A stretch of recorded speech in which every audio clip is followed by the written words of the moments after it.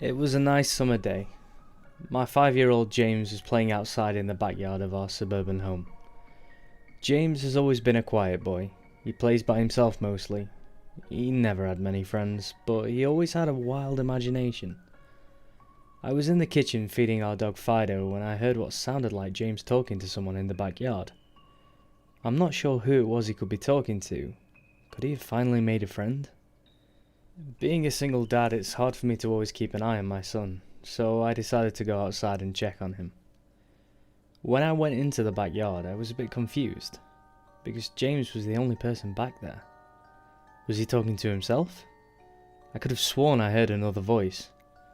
"James, it's time to come inside!" I called out to him. He came inside and sat down at the kitchen table. It was about lunchtime, so I decided to make him a turkey sandwich. "James, who are you talking to out there?" I asked. James looked up for a moment. "I was playing with my new friend," he said, smiling. I poured him some milk and continued to pry, as any good father would. "Does your friend have a name? Why didn't you ask him to have lunch with us?" I asked. James stared at me for a moment before replying.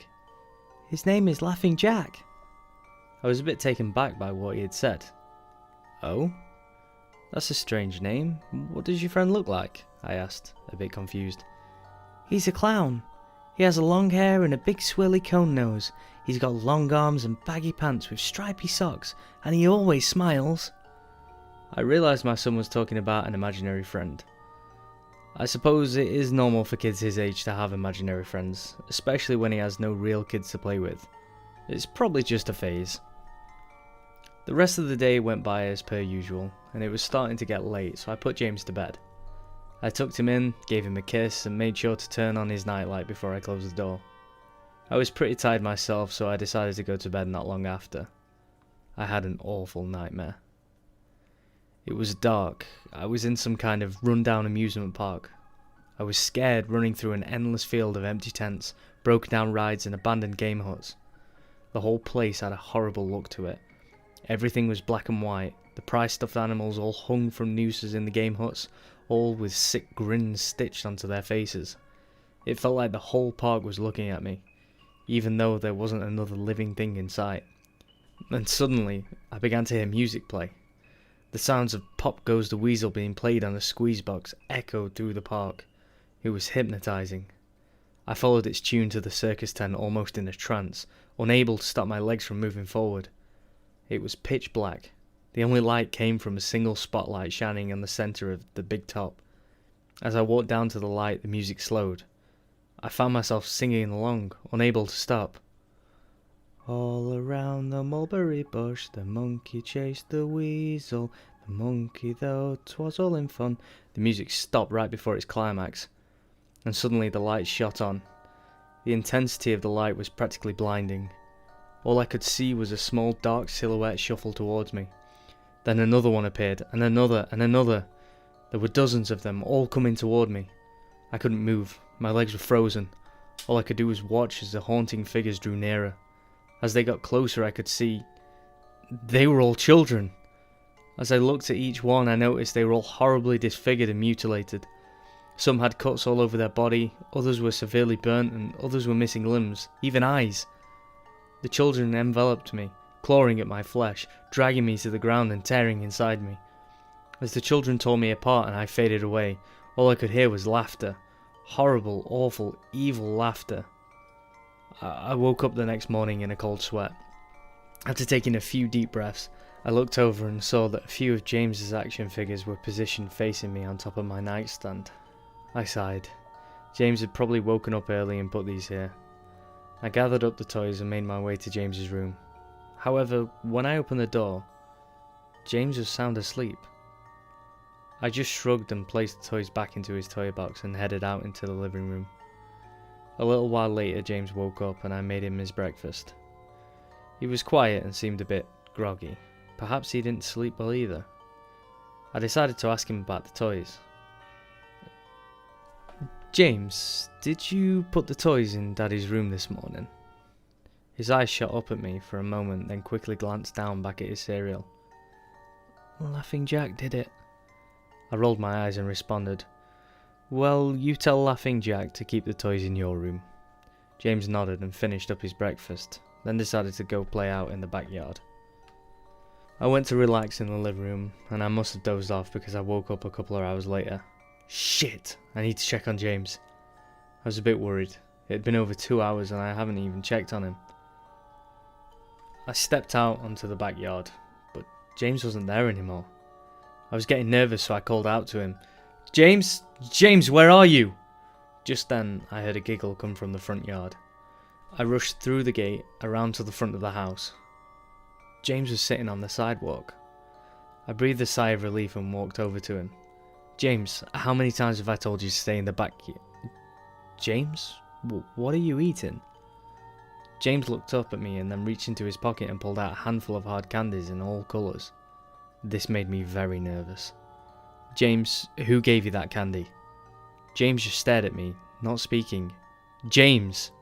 Please, tell Daddy where you got that candy. James hung his head down and said, Laughing Jack gave it to me. My heart sunk.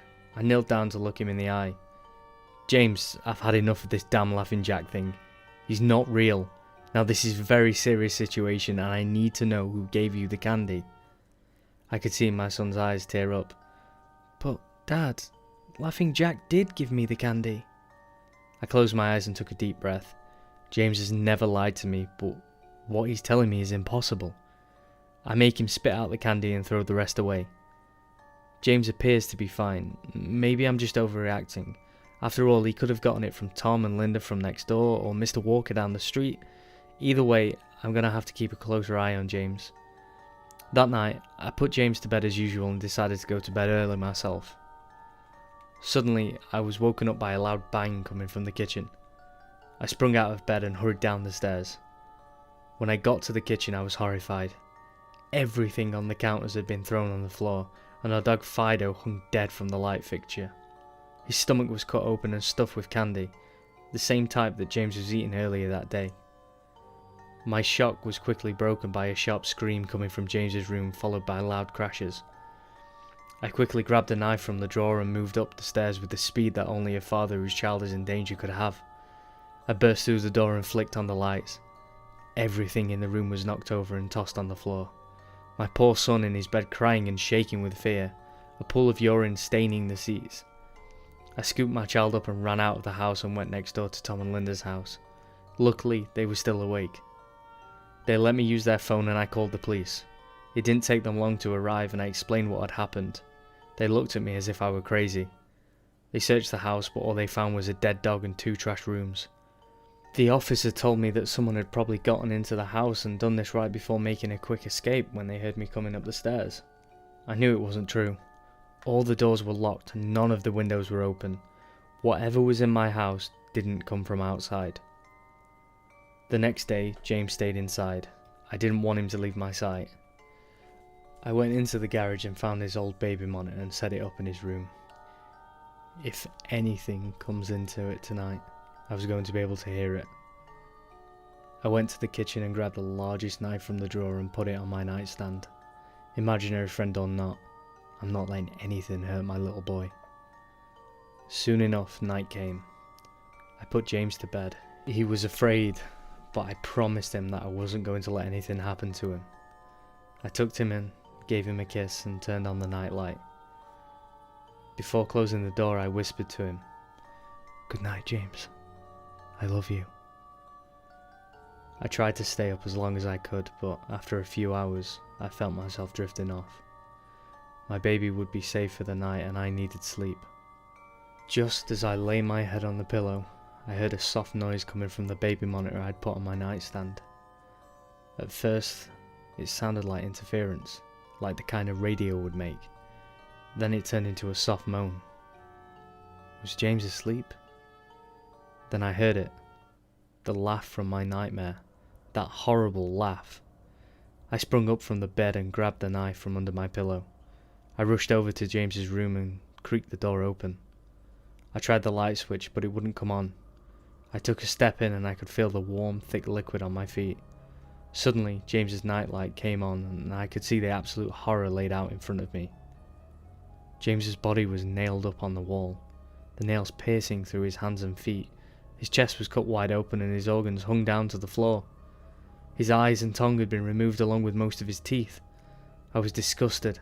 I could hardly believe this was my baby boy. Then I heard it again. The soft, desperate moan. James was still alive.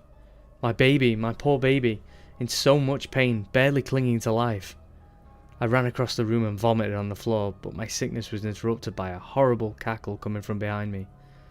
I spun around while still wiping bile from my mouth, and then out of the shadows emerged the fiend responsible for all this horror. Laughing Jack. His ghost white skin and matted black hair hung down to his shoulders. He had piercing white eyes surrounded by dark black rings. His twisted smile revealed a row of sharp, jagged teeth, and his skin didn't look like skin at all. It almost looked like rubber or plastic. He wore a patchy black and white clown outfit with striped sleeves and socks. His body itself was grotesque. His long arms hanging down past his waist, and the way he was poised made him look almost boneless, like a rag doll. He let out a sickening laugh as if to let me know he was pleased with my reaction to his work. He then turned around slowly in front of James and began to laugh even more at the horrific sight he has laid out. That was enough to shake me from my terror. I snapped, "Get away from him, you bastard!" I rushed at the monster, raising the knife above my head and stabbed down at him, but as soon as the knife touched him, he disappeared in a cloud of black smoke. The knife passed right through and pierced James's still beating heart, splashing the warm blood on my face. No. What have I done? My baby. I've killed my baby. I immediately fell to my knees and I could hear sirens in the distance growing louder.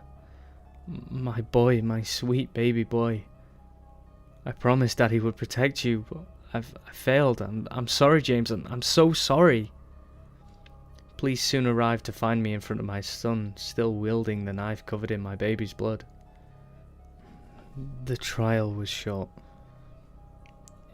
Insanity. I was placed in the Ferropolis house for the criminally insane, where I've been for the past 2 months. It's not so bad here. The only reason I'm awake now is because someone is playing Pop Goes the Weasel outside my window. I'll talk to the orderlies about it in the morning. Hey guys, and thank you so much for listening to my latest in the CreepyPasta series.